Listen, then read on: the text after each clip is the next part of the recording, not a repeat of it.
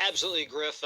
We thought this morning that we were going to have a pretty quick verdict in this case, and then they got caught up in this tangle over whether or not they were going to have witnesses, and then by 12:30 they were back on track to have the closing arguments. Those concluded just about a half hour ago, and a verdict here. The vote 57 to 43, with 7 Republican senators breaking with the rest of the party, voting to convict. Probably the biggest surprise there is Richard Burr, the Republican senator from North Carolina. He is retiring next term.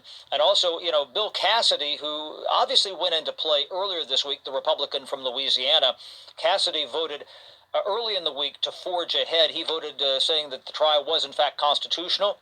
And he thought after the first day of arguments from the House Democratic impeachment managers that they made a better case. And so he was obviously in play. Now, 4 times the Senate has voted to determine the guilt or innocence of an American president in an impeachment trial, and 4 times the Senate has voted that that president was innocent of those charges. Of course, you need a 2/3 vote to convict. Now, we've just gotten a statement here that's come in just before the top of the hour from the former president, and this is President Trump saying that this has been another phase in the greatest witch hunt in history.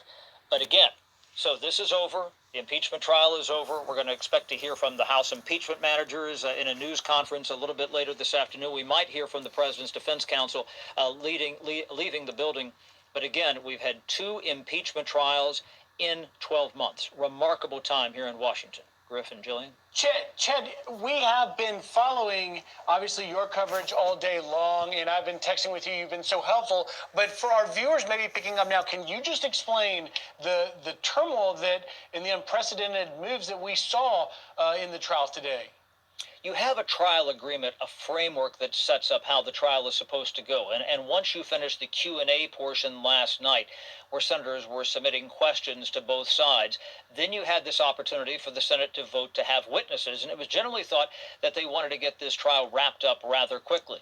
What kind of surprised people when Jamie Raskin, the lead impeachment manager from Maryland, came out and said, we need to hear from Jamie Herrera Butler, the Republican congresswoman from Washington State. She had been privy to some of the information from Kevin McCarthy, the House Minority Leader, who had this screaming match, a telephone call with the president during the riot on 1/6, basically saying, can you get these guys to call it off here?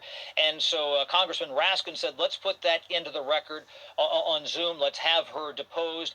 And this is where you had Mike Vanderveen, the counsel for the former president, say, if they're going to have 1 witness, I need to hear 100 witnesses. I need to hear from Vice President Harris. I need to hear from House Speaker Nancy Pelosi. And you can see how this would devolve off the tracks very quickly. You could spend a month or more on this. I mean, the impeachment trial of Andrew Johnson stretched on for 3 months back in 1868. So what they were able to do very quickly after they opened up that door, this was what we call a gateway vote here on Capitol Hill, where they said, we want to have witnesses, but they worked out an agreement between both sides to say, all right, we're not going to depose Jamie Herrera Butler. What we're going to do is accept her statement into the record. And that got everybody back on course, and they concluded these arguments today. It was rather dramatic, where we thought that this might, take up another month or 2 here on Capitol Hill. And that's particularly of note because they're trying to finish the next coronavirus bill. That is next in the queue legislatively here on Capitol Hill.